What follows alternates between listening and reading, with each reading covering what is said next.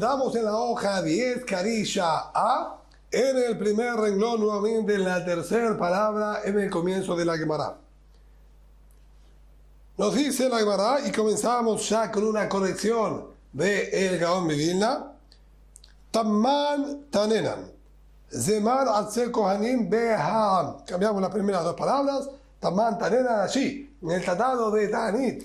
Estudiamos. Zemar atse kohanim beha'am. Había un momento específico en el que se hacía una donación de leña para el Bet HaMikdash, perteneciente a distintos grupos y familias de Kohanim y del resto del pueblo.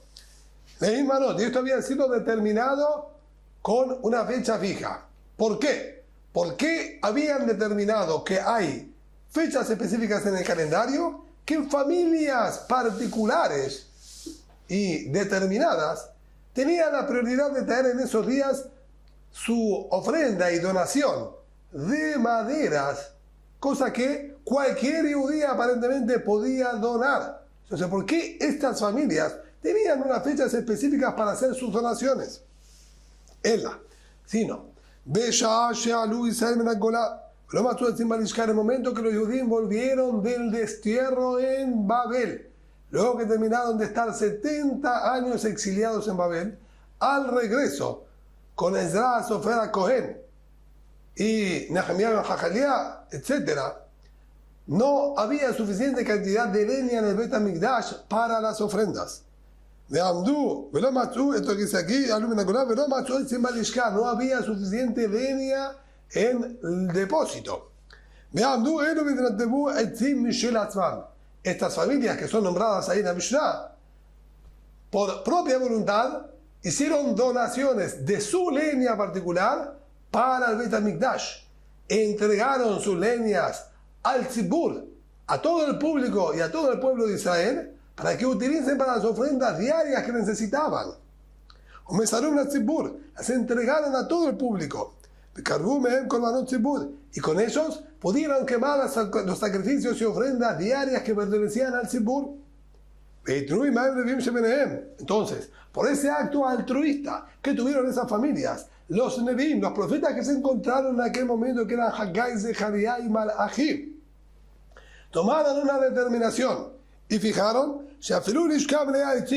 incluso si llegan momentos de abundancia y tenemos los depósitos de Bet HaMikdash llenos con leña y no necesitan absolutamente ningún donativo al respecto,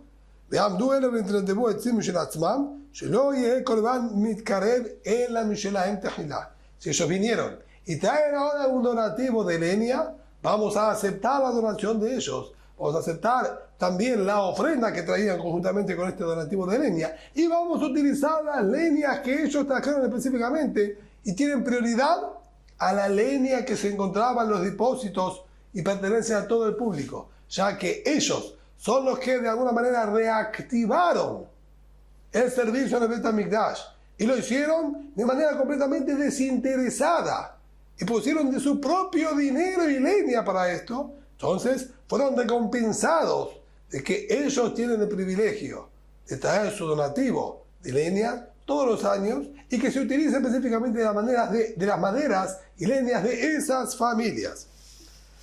Amar Biahá, dijo el Biahá al respecto de eso, de Rabbi Yossi. Esa Mishnah es solamente compatible con Rabbi Yossi, de nuestra Mishnah. De Rabbi Yossi,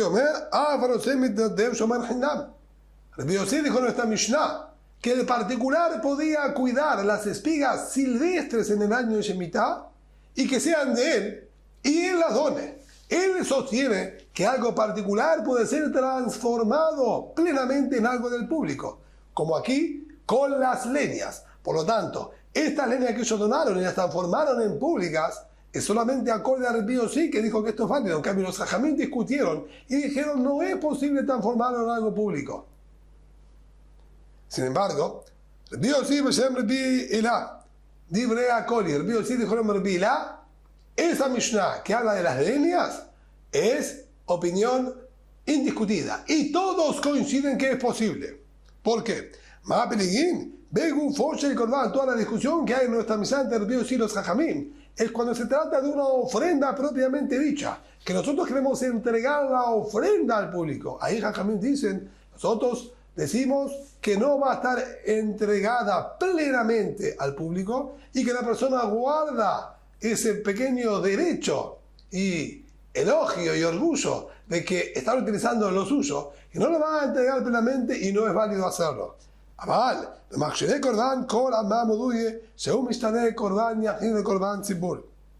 pero cuando se trata de lo que son preparativos y complementos para una ofrenda, ahí no hay discusión, están todos de acuerdo que es posible hacer esto. Y aquí, con las leñas, no es la ofrenda propiamente dicho para Borei Olam. Las leñas son un medio y un conducto para poder hacer las ofrendas para Borei Olam. En ese aspecto, sobre ese tipo de productos, están todos de acuerdo que la persona particular tiene la capacidad de entregarlo plenamente al público y que sea válido. Por lo tanto, todos coinciden que eso es posible hacerlo. Estudiamos también similar a esto, una mujer que confeccionó una ropa de lino, una túnica de lino para su hijo Cohen, para que trabaje en el Bet HaMikdash, como corresponde, que los Kohanim tienen que tener prendas específicas y muy puntuales, que será, es válida también esta prenda que confeccionó la madre del Cohen, siempre y cuando que ella lo entregue como donativo al tzibur, al público. O sea que la vestimenta de los Kohanim también tiene que ser pertenencia de todo el tzibur. O sea que los Kohanim son de alguna manera representantes de todo el pueblo de Israel, no son particulares. También sobre eso, Amar Biajá reaccionó el Biajá de la misma manera y dijo, Derbi Yossi, esto solamente lo pidió Derbi Yossi. Derbi Yossi Omer, como dijo en esta Mishnah, que el particular puede cuidar las espigas silvestres y él donarlas, porque lo particular puede terminar siendo el público. También aquí, la ropa esta que fue confeccionada por alguien particular y de patrimonio particular puede ser entregado a todo el público.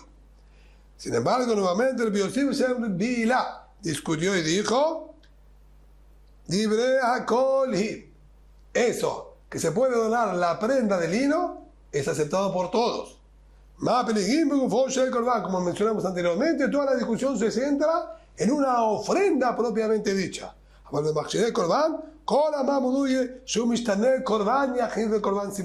Lo que son preparativos y herramientas y complementos para las ofrendas, todos están de acuerdo que existe perfectamente transformarlo de particular en público.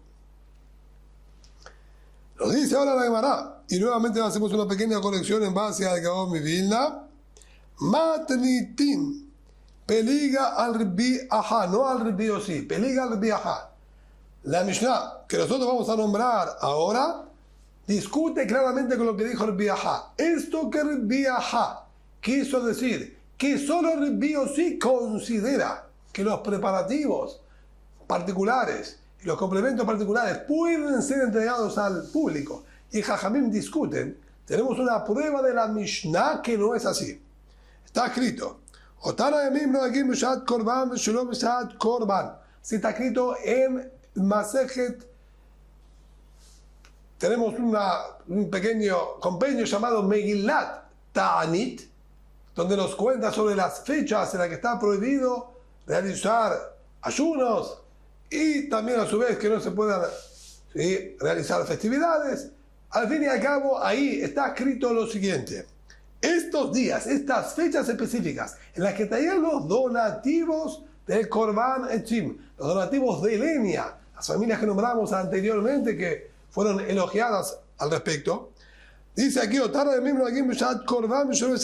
esos días son días festivos para esas familias y son aplicables tanto mientras exista el Bet HaMikdash y se traigan las ofrendas, tanto si no hay Bet HaMikdash, como tenemos en la actualidad lamentablemente, y no hay ofrendas. De todas maneras, esos días siguen siendo días festivos para ellos, en los que no se puede ayunar ni entristecerse. Diosí Omer, Diosí discute y dijo, no, eso es solamente en la fecha que se practicaban mientras estaba el Bet HaMikdash. Ahora bien, nuevamente la Gran aquí nos dice saltear 4 palabritas, vio a Detania, y dice, Amar Bi Eliezer Bar Bi Sadok, continuó diciendo el Eliezer Bar Bi Sadok, Anu Ainu min Bene Sar'a ben Binyamin. Nosotros en nuestra familia somos descendientes de Bene Sar'a ben Binyamin, que está nombrado en la Mishnah como una de las familias prodigiosas que habían aportado y donado leñas en la época de la construcción del segundo Beit HaMikdash. Nosotros somos descendientes de ellos. Y Tisha B'Av, que normalmente es día de ayuno, cayó específicamente en el día de Shabbat. Sabemos que no se hace el ayuno del 9 de Av por la destrucción de Beit HaMikdash en el día de Shabbat, y se lo posterga al 10 de Av. Del 9 pasa al 10 de Av. Sería el día domingo y hombre sol, 10 de Av. Bedajino dormimos el Shabbat. Obviamente fue postergado al 10 de Av. Pero el 10 de Av era el día que la familia Bene Sar'a ben Binyamin habían traído en su momento una gran donación de leña para Beit HaMikdash, y para ellos era un día festivo. Bedajino mitarnim velo mashlimim. Y si nosotros comenzábamos el ayuno, pero no lo completábamos, porque para nosotros era un día festivo. Y esto obviamente era en la época que ya no había Beit HaMikdash, porque no se hacía ayuno el 9 de Av mientras estaba el segundo Beit HaMikdash. Ellos estaban posterior a la destrucción del segundo Beit HaMikdash e igualmente hacían un día festivo. ¿Y cómo es posible que hagan un día festivo? Esto únicamente es válido decir si era la donación que ellos habían traído como una ofrenda pública. Si es como una ofrenda pública, entonces el día es un día festivo a nivel nacional, perteneciente a todo el pueblo de Israel. Y por lo tanto nos está indicando que, acuerdo a los Jajamim, porque ellos iban de acuerdo a los Jajamim, este día era un día festivo para todos. Y por lo tanto se mantenía incluso que no estaba el Beit HaMikdash, indicándonos que esta donación de leña tenía repercusión a nivel tziburí, a nivel público, que los leños y maderas que ellos donaron fueron entregados netamente a todo el tzibur, a todo el pueblo de Israel, y por eso podía tener esa repercusión incluso posterior a la destrucción del Beit HaMikdash. Vemos entonces que lo que son complementos para las ofrendas, también los Jajamim coinciden que puede ser de un particular transmitido a todo el público. Nuevamente aquí la Gra nos corrige y nos hace saltear 3 renglones. Bajamos desde la Dalet, 2 renglones más abajo, hasta la última palabra del tercer renglón desde la Dalet, Tamman, Tamman, Tanenan. Allí estudiamos también Kol Kavanot de Agenda Tzibur Ba'in Min Haaretz Umin Chutz Haaretz. Si dice la Mishnah en el Tratado de Menachot, todas las ofrendas es posible traerlas, tanto de productos de la tierra de Israel, como de productos que son de afuera de la tierra de Israel. Min Hadash o Min Hayashan. Y es posible traer tanto de la producción nueva como de la producción antigua de años anteriores. Con la única excepción de la ofrenda del Omer, que dijimos que se traía con sémola de cebada en Pesach, y el Shetea Lechem, que se traía en Shavuot, 2 panes de Hametz leudados que se traían en Shavuot. Shem Ba'in la Mina Hadash u Mina Haaretz. Eso tiene que ser única y exclusivamente de producción nueva y de producción de la tierra de Israel. El Omer, de la primera producción de la nueva cebada, de la cosecha de la nueva cebada, y el Shetea Lechem, de la cosecha nueva de los trigos.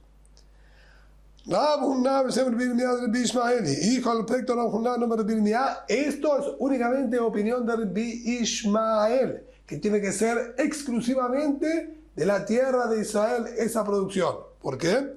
Rabbi Ishmael enseñó que ni siquiera de Siria, que tiene en algunos aspectos las mismas aptitudes que la tierra de Israel, ya que había sido conquistada por David Amelech, y para muchas alajot tiene la misma connotación que la tierra de Israel, incluso Siria, no es posible utilizar de su producción para estas 2 ofrendas específicas que está diciendo.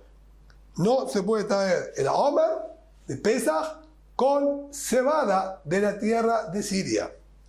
Vemos entonces que para él únicamente de la tierra de Israel. Entonces, la que estudiamos anteriormente, que dijo solo de Eretz Israel, son palabras de Rabbi Ishmael.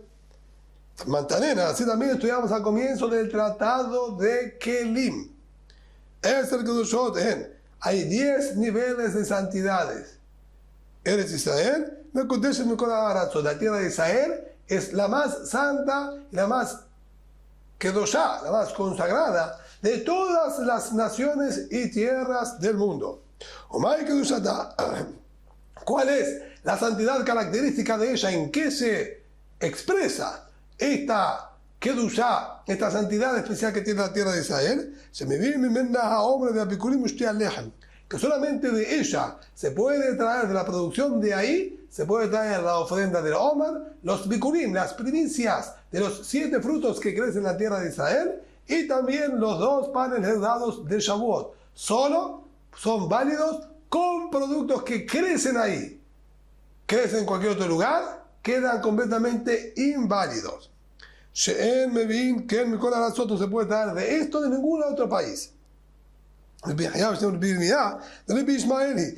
sobre esto dijo el Bihaya, no me Birmiá. Esta Mishnah también es la opinión claramente de Rabbi Ishmael que nombramos antes. Rabbi Ishmael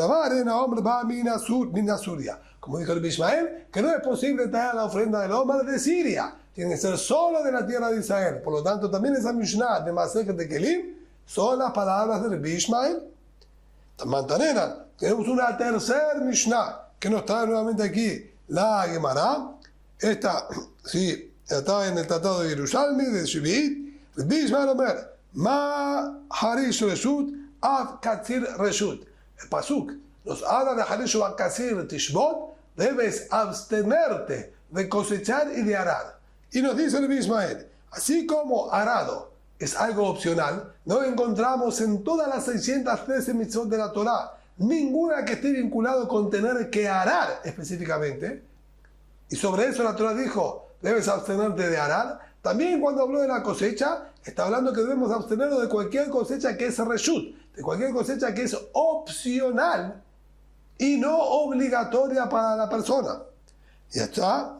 Y por eso dice Ishmael, y hacemos una pequeña conexión,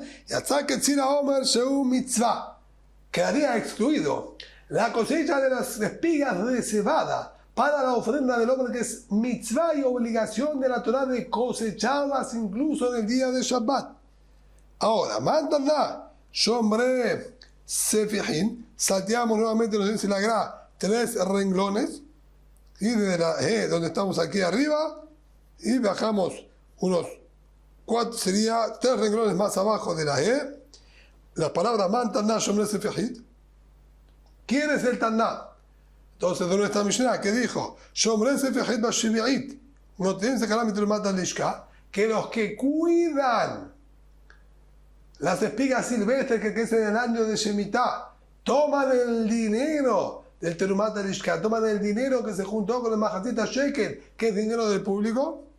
Rabbi Ishmael, y esto tiene que ser entonces también Rabbi Ishmael, ya que vemos que él es el que sostiene que únicamente puede ser de la tierra de Israel, sino cuál es la necesidad de que tengan que cosechar en Shabbat, de que tengan que cuidar en el año de Shemitah esas espigas. Si se podría traer de afuera, no hay necesidad de tener que transgredir el año sabático ni preocuparse por todo esto. Entonces vemos claramente que esto era la opinión de Rabbi Ishmael, que dijo solo de Eretz Israel se puede utilizar. Por lo tanto, vamos a tener que cosechar el Shabbat, vamos a tener que también permitir hacer esto en el año sabático. Sin embargo, Amar Biosá, Tibrea Col, hijo del Biosano, yo creo que esto último no es ninguna prueba. Esto que había que cuidar espigas en el año de Shemitah puede ser opinión de todos. ¿Por qué? La Matzube Suria, de vino también se ve Israel, y si no encontraban cebada en Siria, ¿qué iban a hacer? Van a tener que necesitar sí o sí alguna de la tierra de Israel. Por lo tanto, que cuiden espigas en la tierra de Israel. Si no encontramos en Siria, que tengamos entonces aquí una reserva y una posibilidad de tener aquí espigas para poder utilizar. Pregunta la Gemara, ¿en Omer, Maushe Isabel Tahila? ¿De acuerdo a Rabbi Ishmael que tiene que ser únicamente en la tierra de Israel? ¿Permitimos, si no creció nada, solo silvestre, permitimos sembrar también en el año sabático, en el año de Shemitah, para tener para el Bet HaMikdash? Preguntó Rabbi Yahya Barabá delante de Rabbi Mané, ¿lo nimtza que comet a la Shiraim Shinam Necharim? No entiendo. Si nosotros lo sembramos en el año de Shemitah para tener para el Bet HaMikdash, esto evidentemente podemos llevarlo al Bet HaMikdash, pero los Kohanim no van a poder consumir de esta cebada. En la Minjat HaOmer había una parte como toda minjá, como toda ofrenda vegetal, que se tomaba y se quemaba arriba del Mizbeach. Y todo el resto tenía que ser consumido por los Kohanim. Si bien nosotros podemos habilitar que se utilice esto para el Bet HaMikdash, pero no podemos permitir a los Kohanim consumir esto que fue sembrado de manera prohibida en el año de Shemitah. Y si no van a poder consumir el resto, lo que se quema para Boreolam tampoco tiene sentido porque va de la mano.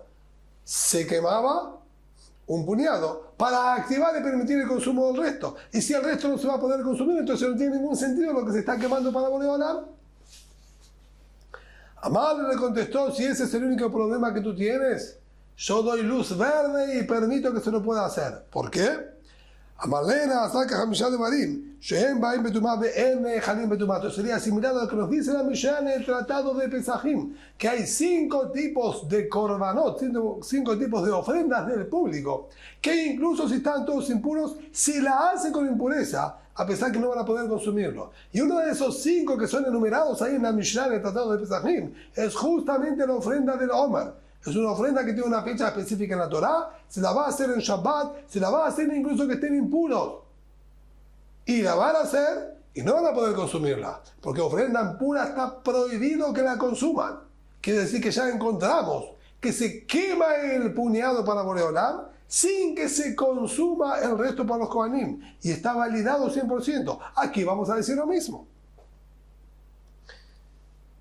¿Qué tzaduos? Y ahora la Gemara vuelve a la Mishnah nuestra original y nos explica cómo es que se pagaba a estas personas que cuidaban las espigas silvestres. Tomar directamente el dinero que estaba consagrado para las ofrendas y darle a las personas era un desprecio a las monedas. Por lo tanto, ¿qué saduose? ¿Cómo es que hacían? Los Telmaot bin Ashulhaní pedían prestado dinero de algún cambista. Umevi Maot Mitrumat al-Lishka, perdón, Benoten, la Kotzrim, Vela Shomrin, al Shelo y Krava Omer. Y le pagaban este dinero a los que se encargaron de cuidar y cosechar las espigas de cebada. Antes de que todavía se traiga la ofrenda del Omer. Cuando ya teníamos la ofrenda del Omer preparada, agarraban las monedas de la Terumat al-Lishka, lo que era equivalente para reponerle al cambista que prestó dinero al Bet HaMikdash, tomaban esa misma cantidad de dinero y como ese dinero tiene Kedushá, estaba consagrado para ofrendas, transmitíamos la Kedushá, la santidad que tenían esas monedas, a la Minjat HaOmer, a la cebada que ya estaba lista como Korban HaOmer, para que la santidad de las monedas se recaiga directamente sobre la ofrenda. Y ahora ese dinero, esas monedas, quedaron sin Kedushá y así eran entregadas al cambista que había prestado dinero al Bet HaMikdash. Entonces de esa manera nosotros logramos que el dinero que tenía la santidad transfiera su santidad a la ofrenda del Omer. Eso sí, es algo obviamente de kabod, una conducta honorable para dinero que fue consagrado para ofrendas. Y una vez que tenemos la ofrenda con la Kedushá, con la santidad que corresponde, el dinero quedó libre de Kedushá y era entregado a los cambistas. Pregunta de Marav Tabutken, ¿y está bien comportarse de esa manera? Si el dinero que nosotros vamos a estar dándole es mayor y se va a estar desperdiciando, porque de lo que se le pagaba a los cambistas que prestaban dinero era muchísimo mayor el valor que el real que se encuentra en la Minjat HaOmer, ya que había que pagar al que cuidó, había que pagar a los que cosecharon, la cantidad de cebada que se había cosechado era mucha, y luego de esa se tamizaba y se depuraba y se utilizaba muchísima menos cantidad. Entonces no es real lo que se está diciendo. Dice de Marar, viajar, siempre vivo,